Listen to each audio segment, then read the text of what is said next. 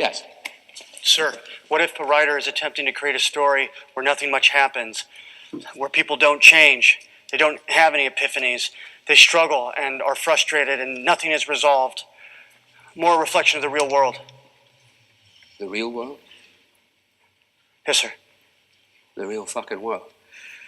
First of all, you write a screenplay without conflict or crisis, you'll bore your audience to tears. Secondly, nothing happens in the world? Are you out of your fucking mind? People are murdered every day. There's genocide, war, corruption. Every fucking day, somewhere in the world, somebody sacrifices his life to save somebody else. Every fucking day, someone somewhere takes a conscious decision to destroy someone else. People find love. People lose it. For Christ's sake, a child watches a mother beaten to death on the steps of a church. Someone goes hungry. Somebody else betrays his best friend for a woman. If you can't find that stuff in life, then you, my friend, don't know crap about life. And why the fuck are you wasting my 2 precious hours with your movie? I don't have any use for it. I don't have any bloody use for it. Okay, thanks. Hello everyone. I know that was kind of a scary clip to begin a getting started video, but it's one of my favorite movies, and it's also the clip that my instructor when I was in undergrad showed us before having a wonderful experience in a creative writing course. So I like to start every creative writing course with that video. It might actually just be like a superstition at this point. So I really want to explain the way the course is organized in this video, and by the end of it I hope you're comfortable with how Blackboard will function in this course and also how the course is organized. So this page should be familiar to you. If it's not, it will be shortly. And this is the Blackboard homepage. So when you are accessing our course, you'll go to this page and you will find our course, Introduction to Creative Writing. And this is our Blackboard course page. So as you can see here, there is a course info and syllabus page. This is where you can click and find our syllabus. You can find out more information about me, your instructor, Professor Walia. You can find out a little bit about the course, some tutorials for tech if you're interested, and an outline of the course that includes links, direct links to some of the readings, the videos, and podcasts that you are expected to read, watch, and listen to. And at the end of this page, you'll find a document called Rubrics for All Spring 19 Assignments. There you can find, surprise, surprise, rubrics for all of the assignments for this semester. Then if you go to reading materials, you'll find all of the reading materials for this course. Now it says reading materials, but when I say reading materials, I mean audio materials as well and video materials. So just keep that in mind. Some of the things that you'll be clicking on will lead you to a podcast or a YouTube video. Then when you click on Getting Started, you'll see this is sort of like a pre-module. You'll see all of the things that I want you to complete before we actually begin the semester. So you'll see that our first module starts February 2nd. This is because the first week of class I really like to spend time, or I really like to give you time to watch the video that I'm recording right now, to look at some sort of fun videos that talk about storytelling, look at our syllabus, get to know the Blackboard page. So I really hope you take this time to do that. Then you'll see something called reading groups, and right now the names are all wrong. I'm going to change that as soon as I'm done with this video. And the reason why, by the way, that this is wrong is because if you hadn't noticed, we just created this course, so I haven't had time yet to finalize who is on my roster. But the way reading groups will work is you will be assigned to a group. Each group will have about 5 members in it, and you will be talking with your group members about works of literature assigned in different modules. And I'll talk a little bit more about this later on, but that's also a link on our Blackboard page.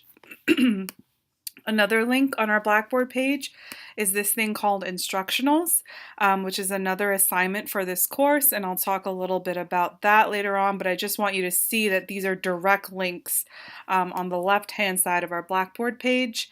My grades is where you can have access to your grades. Assignments is where you'll find out more information about all of the assignments required for this course, all on one page. And then we get to the modules. So before we cover the modules, let's go to the actual syllabus. Like I said before, this is Introduction to Creative Writing. The goals of this course are to give you the space to explore your own creative writing. Whether or not you consider yourself a creative writer is irrelevant, really, to me and to this course. This course is about talking about the craft of storytelling, so we are going to focus on craft elements like dialogue, character, plot, imagery, conflict, voice, and point of view. And while we're talking about these craft elements, we're also going to be reading creative works from different genres. And the 3 specific genres that I'm interested in this course are short stories, plays, and poetry. And the kind of poetry we're going to be reading in this course are diss tracks, which isn't technically like a legitimate genre, but I've created it. I've made it a legitimate genre because that's just the thing that I can do. So we're going to study that. And I don't really have a theme for the kinds of short stories we're going to be reading. Just know that they're short stories. And we're going to be focusing on shorter plays, not full-length plays, simply because I feel like full-length plays require a whole semester to study, and we just don't have that much time. And in addition to reading works of literature, you're also going to be writing creative pieces based on what you've learned about craft, based on what you've read from other authors, and based on your conversations with your peers. So as you can see then, or as you can hear, this course is going to involve quite a bit of reading, quite a bit of writing, and quite a bit of collaborating with your peers. That's something that you want to note for yourself as you decide, because you're still in the early stages of the semester, whether or not you want to stick around for this course. Okay, and so this is all on our syllabus, by the way. Who am I? I'm Professor Walia, as is stated here. My area of specialization is really composition, but I am a creative writer, and because of that, I actually love teaching this course. This course is technically, for me, kind of like a break because I'm so used to teaching composition. It's not very often that I get to talk creative, and so it's a real thrill for me, and I'm excited to hear what you all will work on and share ideas about future projects, and also hear your thoughts about some of the readings that I've assigned for this course. We do have a blog. Now, this blog isn't necessarily I created it a year ago, and the reason why I created it is because I wanted to just have a home where I started to house all of these different craft elements, but I am just being cautious of telling you that it's an updated blog, because you might find, for example, when you go to fiction, you'll see readings. We will also be reading the following short stories. This is not true anymore. These are not stories that we're reading this semester. But in any case, this is a cool course blog if you want to if you're really excited about creative writing and you want to read more than just the assigned readings, you can certainly come here and poke around. There are also a bunch of cool videos that I found, and you'll see this is familiar. So feel free to check this out.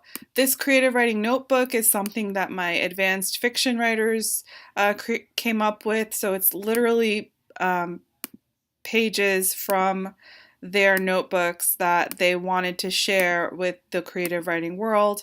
And again, feel free to look at that if you wish. So going back to our syllabus, so how is this course going to work, or how is it organized? It's organized into 5 modules. So we have the first module where we'll be talking about the diss track and imagery. Then we have the second module where we'll focus on short stories and setting, conflict, and plot. Then we have the third module where we'll focus on short stories, character, and point of view. Then we have the fourth module where we will be talking about playwriting and dialogue. And then the final module where we will be talking about revision. And then for your final project, you will submit 1 revised piece by May 13th. And then you'll be done. So that's how the course is organized.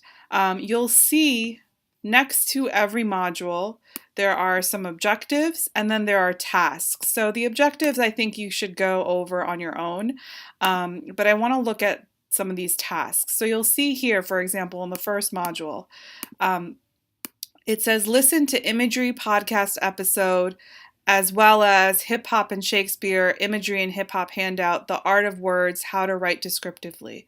So a semester ago, my advanced fiction writers produced a bunch of podcasts on different craft elements. And so when I say here, listen to imagery podcast episode, you're essentially listening to an episode that these Lehman writers produced. So you'll be linked to this SoundCloud page. They dub themselves Creative Voices. You'll be directly linked to the podcast that I want you to listen to, and you'll click on this arrow, and We are Creative Voices. You'll be able to hear what they have to say. Now, some of these podcasts are going to be more informative than others, and that's why I provide other readings and videos that I want you to watch, that I want you to read and watch, because I do want you to walk away from this course knowing everything there is to know about craft elements. So if we go back, it says, as well as supplemental information. So if you were to go to Module 1, let's actually just do that, yeah. And you go to the reading and videos section, so you'll see here, you're directly linked to imagery, and you can listen to it. The next thing is the Hip Hop and Shakespeare TED Talks. Hey, I'm Dariani so for Atlantic Content. That's just the ad. I can't control that. You'll see that there's also an imagery and hip hop handout that'll automatically download that I want you to take a look at. You'll see that there's another video that I want you to take a look at, The Art of Words. This is uncharted territory. And then you'll see another video, How to Write Descriptively. This is uncharted. So those are all really like craft pieces, craft instructional pieces.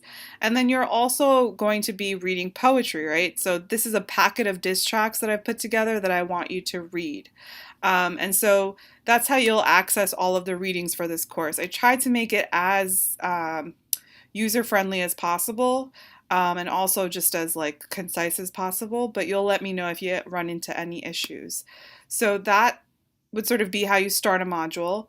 Then the next thing you'll see, if you go to the tasks, it says, after you've read 1, 2, 3, 4, 5, after you've listened and watched these 5 things, it says develop an instructional how-to on any feature of imagery. So one part of this course is going to be something called contribution to the archive.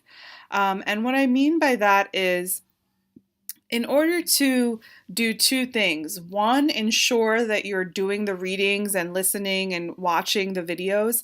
I'm going to ask that you create these short instructionals on the 8 craft elements that we're going to be learning about in this class. Now, these instructionals can really take a form that you choose. It can be a handout, like a 1 to 2 page handout. It can be a short video. It can be a podcast similar to the ones that you're listening to. It can be a PowerPoint presentation. It can be a rap. It can be an illustration, or something that I haven't even thought of. And so just to give you an example, there's a module that we are going to be talking about setting conflict and plot. And most of the stuff that I'm having you listen to focuses on sort of what setting is, what conflict is, what plot is, but there's a brief mention of the different kinds of plot structures that stories can follow. So if I were a student in this class, I might say, well, I want to teach someone, or I want to create an instructional on plot. And so maybe I'll do some digging outside of the stuff that is required in this class, and I find out there's something called the hero's journey. And so I decide that I want to create an instructional on the hero's journey. And so an example of what that instructional might look like is here. So this is an illustration of what the hero's journey looks like, the stages of the hero's journey that you can use to develop a story. And this would receive full credit. If you're interested in how these instructionals are graded, again, you can go to instructionals. Under every instructional, I have the rubric. So you'll see 1 point for definition of craft element, 1 point for explanation of how craft element works, 1 point for examples from students' own writing or from other works, and 1 point for creativity. So each of these instructionals is going to be worth 4 points, and you're going to be creating 8 of them. So for this first module, you're only expected to submit 1 instructional, right? So you'll see under this first module, develop an instructional on any feature of imagery. But you'll see in the second and third module, you're actually expected to create 3 instructionals. So you're developing 3 instructionals in module 2, and you're developing 3 instructionals on module 3. In module 3, sorry. This might appear to be super overwhelming, but if you look at the dates for these modules, they tend to be between 3 weeks to 4 weeks.